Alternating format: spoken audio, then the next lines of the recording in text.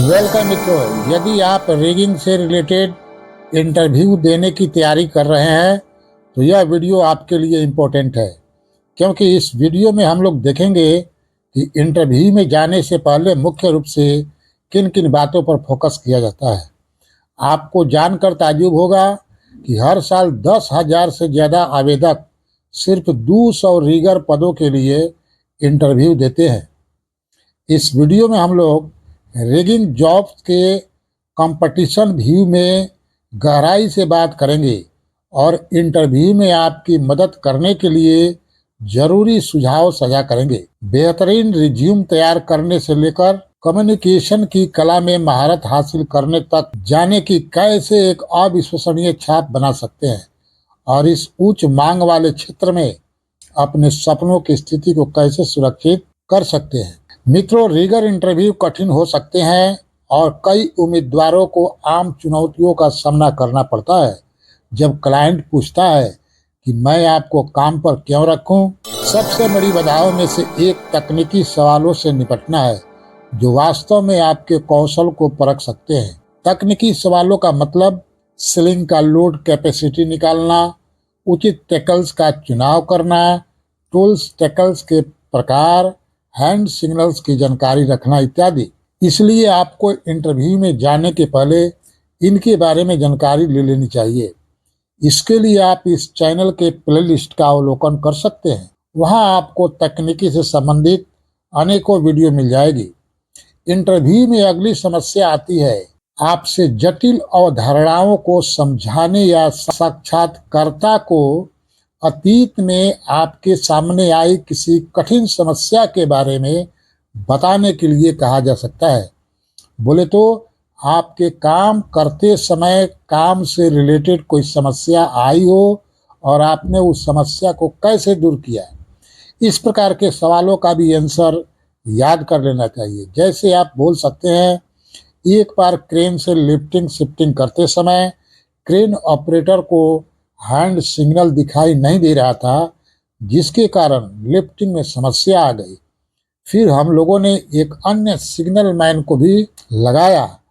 अब एक signal man दूसरे सिग्नल मैन को सिग्नल देता था और दूसरा सिग्नल मैन क्रेन ऑपरेटर को सिग्नल देता था। इस प्रकार समस्या का समाधान किया गया।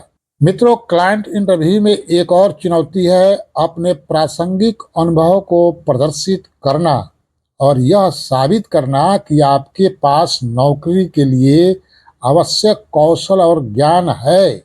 यह उन लोगों के लिए विशेष रूप से कठिन हो सकता है जो अपने काम में नए हैं या जिनके पास बहुत अधिक प्रत्यक्ष एक्सपीरियंस नहीं है। इसलिए इस प्रकार के क्वेश्चन की आंसर को याद कर लेना चाहिए। इसके लिए आप मल्टीपल चॉइस क्वेश्चंस के आंसर को याद कर सकते हैं। इसके लिए भी इस चैनल के प्लेलिस्ट में बहुत वीडियो मिल जाएगी आपको। इसके अलावा कुछ उम्मीदवार व्यवहार संबंधी प्रश्नों से जूझते हैं जिनका उत्तर देना मुश्किल हो सकता है, जैसे कि मुझे उस समय के बारे में बताएं जब, या आप कैसे परिदृश्यों को संभालते हैं। अंत में कुछ उम्मीदवार पर्याप्त तैयारी नहीं करते हैं और भूमिका के लिए अपने जुनून और उत्साह को प्रदर्शित करने में फेल हो जाते हैं।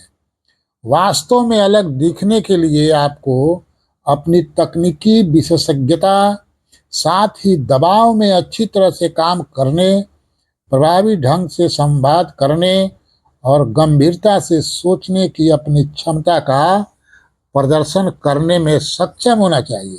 तो आप इन कठिन सवालों के लिए कैसे तैयारी कर सकते हैं और अपने कौशल और अनुभव को सर्वोत्तम संभव प्रकाश में कैसे प्रदर्शित कर सकते हैं, इस प्रकार के सवालों का आंसर जानकर ही इंटरव्यू में जाना चाहिए। मित्रों, एक रिक्वेस्ट है, यदि आपको वीडियो देखने से बेहतर पढ़ना अच्छा लगता है तो अच्छी बात है। इसको ध्यान में रखते हुए मैंने एक ब्लॉग गूगल पर बनाया है। इसका लिंक इस वीडियो के डिस्क्रिप्शन में दिया गया है। वहां आप जाकर इस वीडियो को आराम से पढ़कर अच्छे से समझ सकते हैं। साथ ही मजे की बात है कि यदि आप मेरे जैसे वीडियो क्रिएटर बनना चाहते हैं, यूट्यूबर बनना चाहते हैं, तो आप इसको अपने आवाज में बोलकर वीडियो बना सकते हैं। कोई समस्या नहीं होगी। तो अच्छे काम में देर क्यों, वह भी डिस्क्रिप्शन में दिए गए लिंक पर क्लिक कर पहुंच जाइए प्रसाद रिफाइनरी मेंटेनेंस ब्लॉग पर और मौका का फायदा उठाइए। धन्यवाद। एक अन्य आवश्यक प्रश्न जिसके लिए आपको तैयार रहना चाहिए वह है रिगिंग सॉफ्टवेयर और उपकरणों के साथ आपका अनुभव क्या है।